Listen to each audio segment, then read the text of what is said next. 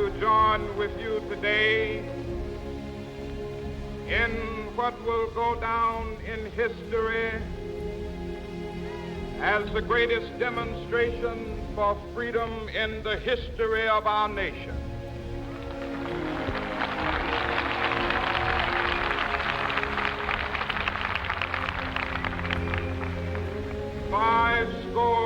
Years ago, a great American in whose symbolic shadow we stand today signed the Emancipation Proclamation. This momentous decree came as a great beacon light of hope to millions of Negro slaves who had been seared in the flames of withering injustice. It came as a joyous daybreak to end the long night of their captivity. But 100 years later, the Negro still is not free. 100 years later, the life of the Negro is still sadly crippled by the manacles of segregation and the chains of discrimination. 100 years later, the Negro lives on a lonely island of poverty in the midst of a vast ocean of material prosperity. 100 years later,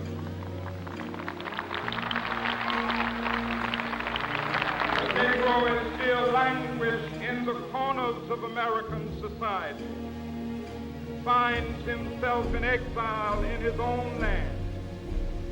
So we've come here today to dramatize a shameful condition. In a sense, we've come to our nation's capital to cash a check. When the architects of our republic wrote the magnificent words of the Constitution and the Declaration of Independence, they were signing a promissory note to which every American was to fall heir. This note was a promise that all men, yes, black men as well as white men, would be guaranteed the unalienable rights of life, liberty, and the pursuit of happiness. It is obvious today that America has defaulted on this promissory note insofar as her citizens of color are concerned. Instead of honoring this sacred obligation, America has given the Negro people a bad check, a check which has come back marked insufficient funds.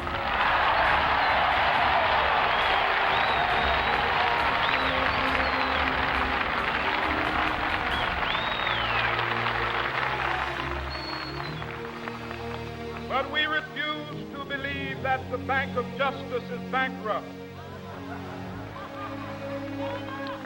We refuse to believe that there are insufficient funds in the great vaults of opportunity of this nation. So we've come to cash this check, a check that will give us upon demand the riches of freedom and the security of justice.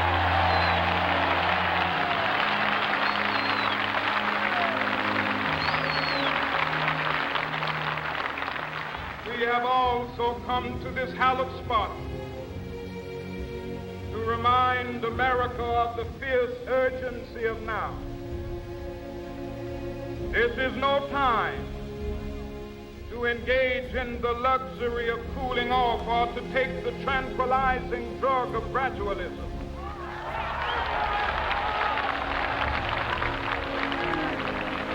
Now is the time to make real the promises of democracy. Now is the time to rise from the dark and desolate valley of segregation to the sunlit path of racial justice. Now is the time to lift our nation from the quicksands of racial injustice to the solid rock of brotherhood. Now is the time. Make justice a reality for all of God's children. It would be fatal for the nation to overlook the urgency of the moment. This sweltering summit of the Negro's legitimate discontent will not pass until there is an invigorating autumn of freedom and equality. 1963 is not an end, but a beginning.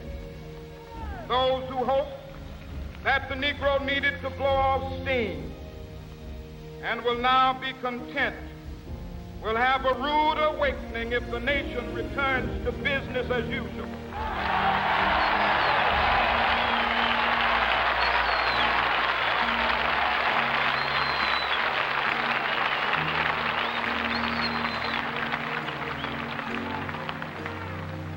There will be neither rest nor tranquility in America till the Negro is granted his citizenship rights. The whirlwinds of revolt will continue to shake the foundations of our nation until the bright day of justice emerges. But that is something that I must say to my people who stand on the warm threshold which leads into the palace of justice. In the process of gaining our rightful place, we must not be guilty of wrongful deeds. Let us not seek to satisfy our thirst for freedom by drinking from the cup of bitterness and hatred.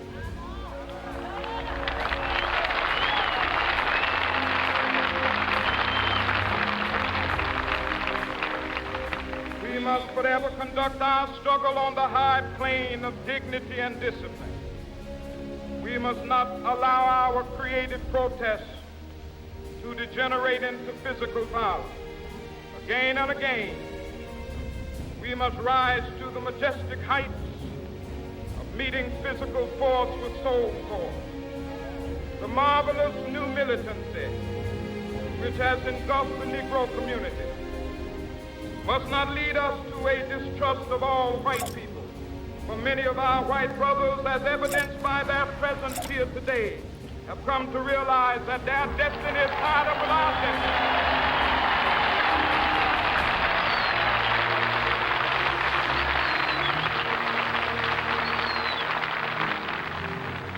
They have come to realize that their freedom is inextricably bound to our freedom.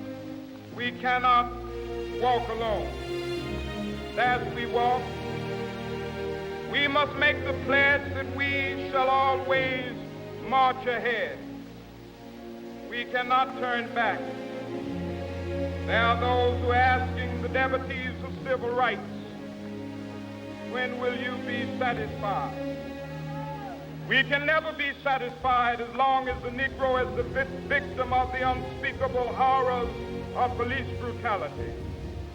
We can never be satisfied as long as our body is heavy with the fatigue of travel, cannot gain lodging in the motels of the highways and the hotels of the city.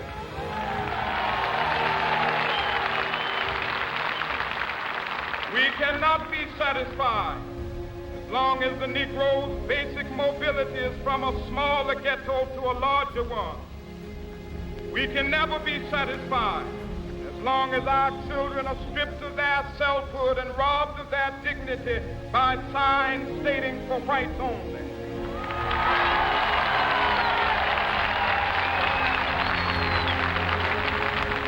We cannot be satisfied as long as a Negro in Mississippi cannot vote and a Negro in New York believes he has nothing for which to vote.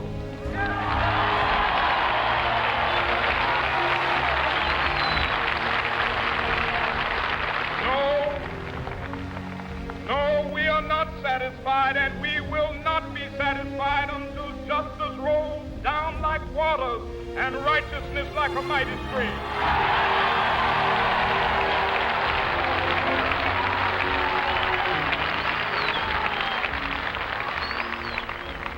I am not unmindful that Some of you have come here out of great trials and tribulations.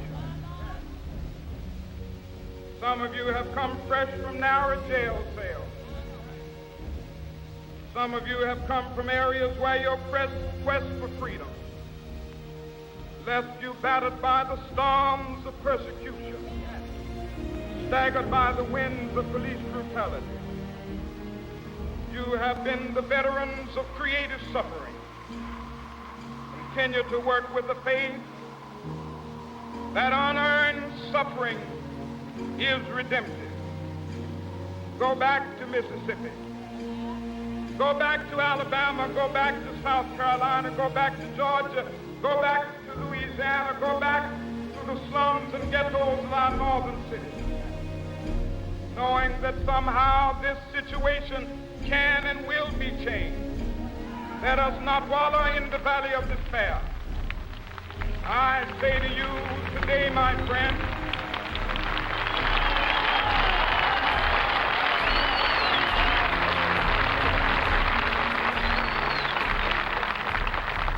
so even though we face the difficulties of today and tomorrow, I still have a dream. It is a dream deeply rooted in the American dream. I have a dream that one day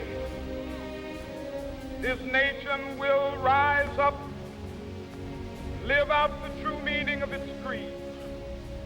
We hold these truths to be self-evident, that all men are created equal.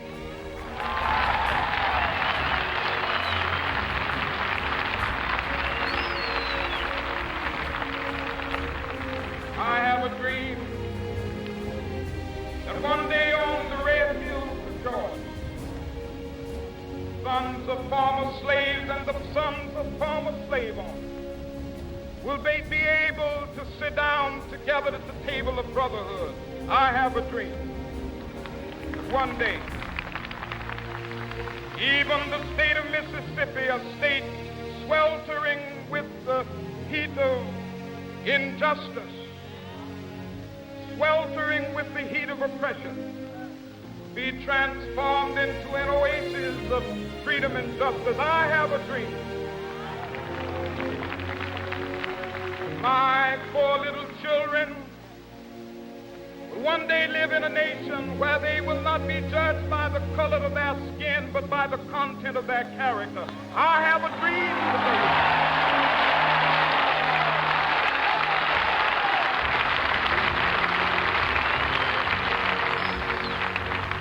I have a dream that one day down in Alabama, with its vicious racists, with its governor having his lips dripping with the words of interposition and nullification, one day right there in Alabama, little black boys and black girls will be able to join hands with little white boys and white girls as sisters and brothers. I have a dream today.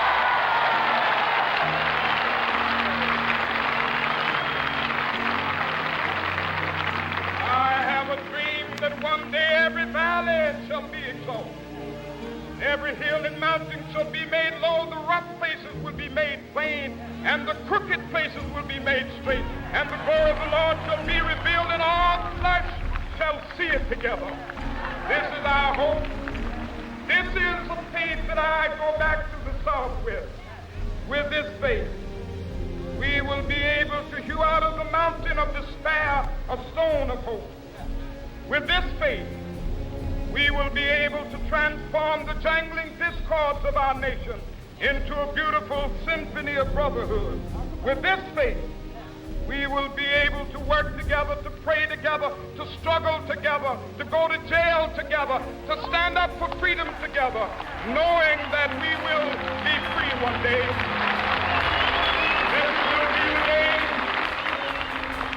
This will be the day when all of God's children be able to sing with new meaning, my country, tears of thee. Sweet land of liberty, of thee I sing. Land where my fathers died, land of the pilgrim's pride. From every mountainside, let freedom ring. And if America is to be a great nation, this must become true. So let freedom ring from the prodigious hilltops of New Hampshire. Let freedom ring from the mighty mountains of New York. Let freedom ring from the heightening Alleghenies of Pennsylvania. Let freedom ring from the snow-capped Rockies of Colorado. Let freedom ring from the curvaceous slopes of California. But not only that, let freedom ring from Stone Mountain of Georgia. Let freedom ring from Lookout Mountain of Tennessee. Let freedom ring from every hill and molehill of Mississippi, from every mountainside. Let freedom ring, and when it happens, when we allow freedom ring, when we let it ring from every village and every hamlet, from every state and every city, we will be able to speed up that day when all of God's children, black men and white men, Jews and Gentiles, Protestants and Catholics, will be able to join hands and sing in the words of the old Negro spiritual, free at last, thank